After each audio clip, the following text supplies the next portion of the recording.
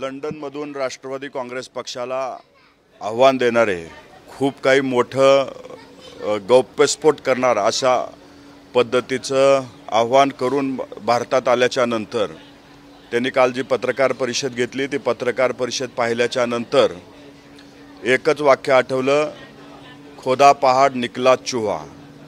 खरं तर काल त्यांनी आमच्यावरती जे काही आरोप केले, पहिलं तर मी त्यांना एका गोष्टीबद्दल त्यांचे आभार मानतो की त्यांनी मान्य केलं की त्या वर्षातून किती फॉरेन ट्रिप करतात। त्यांनी काल सांगितलं की आत्तापर्यंत त्यांनी 65 फॉरेनच्या ट्रिप केलेल्या आहेत। मला महाराष्ट्रातल्या मायबाप जनतेला प्रश्न विचारायचा आहे की असा कुठला सामाजिक कार्यकर्ता आहे आणि त्याचं असं काय उत्पन्न आहे जो की वर्षाला म्हणजे इतक्या दिवसात 65 फॉरेन ट्रिप करू शकतो, एका वर्षात 8-8 देश फिरू शकतो। खरं तर काल त्यांनी सांगितलं की त्यांचे पासपोर्ट त्यांनी दाखवले, त्यांच्या नवऱ्याचे पासपोर्ट दाखवले। आमच्या बँकेमधलं जर पासबुक संपलं तर दुसरं पासबुक आपण घेत असतो, तसं त्यांचे पासपोर्ट संपले होते। 4-4, 5-5 पासपोर्ट त्यांनी काल दाखवले। प्रश्न हाच येतो, काल त्यांनी सांगितलं माझं ह्या वर्षी इतकं उत्पन्न होतं, मी एवढा टॅक्स भरते, पण त्यांनी कुठलंही उत्पन्नाचं स्रोत सांगितलेलं नाही। तुम्ही जर 2 कोटी रुपये टॅक्स भरताय तर तुमच्या उत्पन्नाचं स्रोत काय हे तुम्ही महाराष्ट्राच्या जनतेसमोर सांगायला पाहिजे होतं। पण परत त्यांनी महाराष्ट्राच्या जनतेची दिशाभूल केलेली आहे आणि महाराष्ट्रातली किंवा देशातली एकमेव अशी सामाजिक कार्यकर्ते असतील ज्या काहीही न करता 65 देशाच्या फॉरेन ट्रिप त्या करू शकतात। त्याच्यानंतर त्यांनी दुसरा एक राष्ट्रवादी काँग्रेस पक्षावरती आरोप केला। आरोप असा होता की राष्ट्रवादी काँग्रेस पक्षाने 40 गाड्या हे पदाधिकाऱ्याला वाटल्या। अंजली दमानियाला आपल्या माध्यमातून माझं खुलं आव्हान आहे, तुम्ही एक जरी गाडी राष्ट्रवादी काँग्रेस पक्षाकडून पदाधिकाऱ्याला वाटलेली असेल, ती जर तुम्ही सिद्ध करून दाखवलं तर मी राजकारणातून संन्यास घेईन। मी ह्याच्यापुढे कधीही तुमच्यावरती एकही शब्द बोलणार नाही। परंतु तुम्ही जर ते सिद्ध करू शकला नाहीत तर तुम्ही राष्ट्रवादी काँग्रेस पक्ष आणि राष्ट्रवादी काँग्रेस पक्षाच्या नेत्यावर बोलायचं नाही, कारण तुम्ही अनेक वेळा महाराष्ट्राच्या जनतेची दिशाभूल करताय। मोठ्या मोठ्या लोकांवरती आरोप करायचे, त्या आरोपातून प्रसिद्धी मिळवायची, बाकीचा मलिदा मिळवायचा आणि त्याच्यावरती आपल्या फॉरेन ट्रिप करायच्या, अशी तुमची ओळख महाराष्ट्रामध्ये झालेली आहे। दुसरी गोष्ट, 8 ऑगस्टला याच अंजली दमानियाच्या विरोधामध्ये ईडीमध्ये तक्रार दाखल झालेली आहे, CBIमध्ये तक्रार दाखल झालेली आहे। यांनी जे काही मनी लॉन्ड्रिंग केलेले आहे त्याच्या पुराव्यासहित एका व्यक्तीने त्या ठिकाणी तक्रार दाखल केलेली आहे, तिथंही त्यांनी चौकशीला सामोरे जावं। आमची ईडीला असेल, CBIला असेल किंवा मुंबईमध्ये जे DCP आहेत त्यांच्याही ऑफिसलाही तक्रार प्राप्त झालेली आहे, त्यांनाही विनंती आहे तात्काळ या प्रकरणाची सखोल चौकशी करावी अशी मागणी राष्ट्रवादी काँग्रेस पक्षाच्या वतीनं मी करतोय। त्याचबरोबर काल त्या बोलताना बोलल्या की सूरज चव्हाणाच्या आई बहिणीला रिचार्जवर चालणारी बाई बोललं तर कसं वाटेल। मी त्यांना एकच गोष्ट सांगू इच्छितो की माझी आई शेतात काम करते, ती गृहिणी आहे, ती कधीही कुणा नेत्यावरती आरोप करत नाही, म्हणून तिला रिचार्जवर चालणारी बाई म्हणण्याचा प्रश्नच उद्भवत नाही।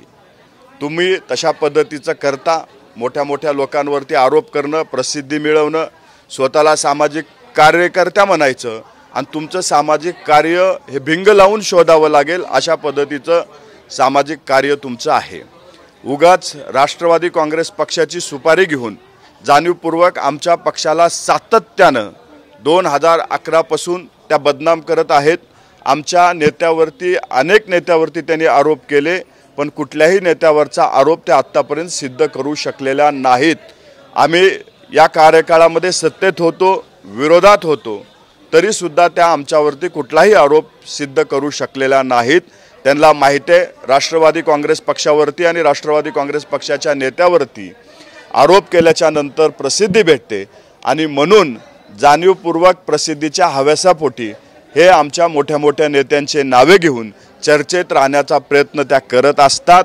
मी त्यांना एवढंच सांगू इच्छितो, त्यांची मी काल पत्रकार परिषद पाहिली, त्यांच्या आमच्या नेत्यावरचे आरोप पाहिली, त्यांचा हेतू केवळ प्रसिद्धी हाच होता।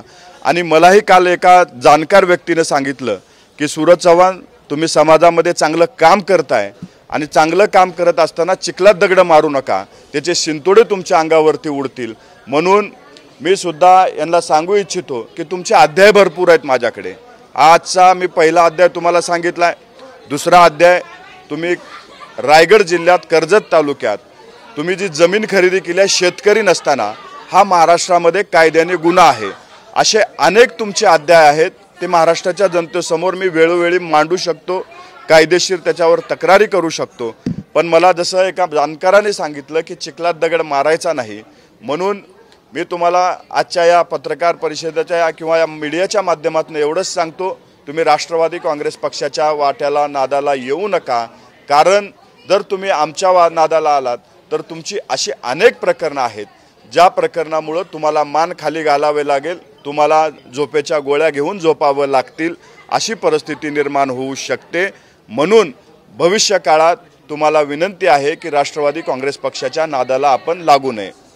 खरं तर ज्या पद्धतीने पाहिले की अजित पवार यांचं उत्पन्न 80 लाख आहे, मात्र त्यांची पत्नी सुनेत्रा पवार यांचं उत्पन्न 5 कोटी आहे, याच्यावर सुद्धा त्यांनी आरोप केले। काल त्यांनी जी काही अनेक नेत्यांची यादी वाचून दाखवली, मला वाटलं त्यांनी काही वेगळं रिसर्च केला आहे, वेगळी माहिती बाहेर काढली आहे। त्यांनी जे भारतीय जनता पार्टी असेल, काँग्रेस असेल, राष्ट्रवादी काँग्रेस असेल, शिवसेना असेल, या सर्व नेत्यांची यादी वाचून दाखवली। निवडणुकीचा फॉर्म भरताना प्रतिज्ञापत्रामध्ये आपलं उत्पन्न किती आहे, प्रत्येक वर्षाला किंवा प्रत्येक 5 वर्षाला आपलं उत्पन्न किती वाढलंय, ह्याची इत्थंभूत माहिती हे प्रतिज्ञापत्रामध्ये निवडणूक आयोगाला द्यावं लागतं। आणि ती माहिती सार्वजनिक कुठल्याही प्लॅटफॉर्मवरती आपल्याला उपलब्ध आहे। ते काही वेगळी माहिती त्यांनी दिली असं मला वाटत नाही। आणि एखाद्या महिलेचं उत्पन्न वाढतं तर त्यांच्या पोटात दुखायचं काय काम आहे? तुम्ही 2 कोटी टॅक्स भरता, त्याचं उत्पन्नाचा स्रोत सांगा ना। तुम्ही दुसऱ्याच्या उत्पन्नाचे स्रोत काढताय, पण तुमच्या स्वतःच्या उत्पन्नाचा स्रोत तुम्ही सांगत नाही, ह्याच्यातच काही काळभोर आहे। तुम्ही सांगताय तुमचे मिस्टर CA आहेत, ते कुठेतरी फर्स्ट आले, सेकंड आले, टॉप 5 मध्ये आले, पण त्यांच्याही काही बऱ्याच गोष्टी आहेत। आम्हाला कुटुंबापर्यंत जायचं नाही, कारण आमची ती शिकवण नाही आहे। तुम्हाला मी परत एकदा सांगू इच्छितो की राष्ट्रवादी काँग्रेस पक्षाच्या वाट्याला येऊ नका, ते तुम्हाला परवडणार नाही, ते तुम्हाला झेपणार नाही। अजित पवारांचे राम आणि श्याम म्हणजे अमोल मिटकरी आणि तुम्ही राम आणि श्याम असल्याचा उल्लेख त्यांनी केलेला आहे। कोणत्या प्रकारचा आरोप केले तर तुम्ही पुढे त्याचे उत्तर देता असं त्यांचा आरोप आहे। अजितदादा आमचे नेते आहेत आणि अजितदादावरती ज्या पद्धतीनं त्या चुकीचे आरोप करतात, ज्या पद्धतीनं टार्गेट ओरिएंटेड वर्क, म्हणजे एखाद्या व्यक्तीनं जसं तुम्हाला एखाद्या पक्षाचं बीट सांभाळण्याची जबाबदारी दिलेली असते, तसं जणू काही राष्ट्रवादी काँग्रेस पक्ष सांभाळण्याची जबाबदारी या अंजलीताईला कुणीतरी दिली आहे की काय, हा वारंवार आम्हाला प्रश्न उद्भवतो। म्हणून मी त्यांना काल म्हणलं होतं की तुम्ही आमच्या नेत्यावर जाणीवपूर्वक टार्गेट करू नका, उगाच तुम्हाला ते परवडणार नाही।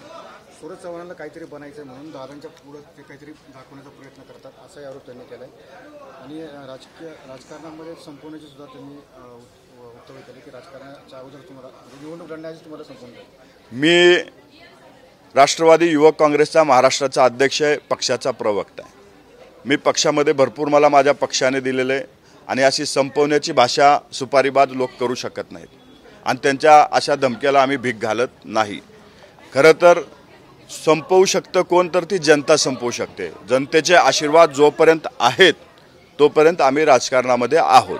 ज्या दिवशी जनतेचे आशीर्वाद आमच्यापासून दूर जातील त्या दिवशी आम्ही राजकारणापासून दूर जाऊ।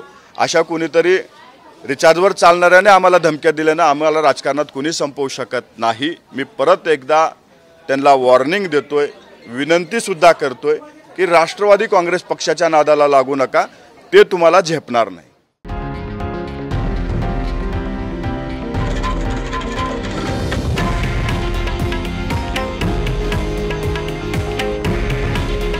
हे आहे देशातील नंबर 1 न्यूज नेटवर्क आणि आपण पाहत आहात TV9 मराठी। काळजी तुमची, हित महाराष्ट्राचं।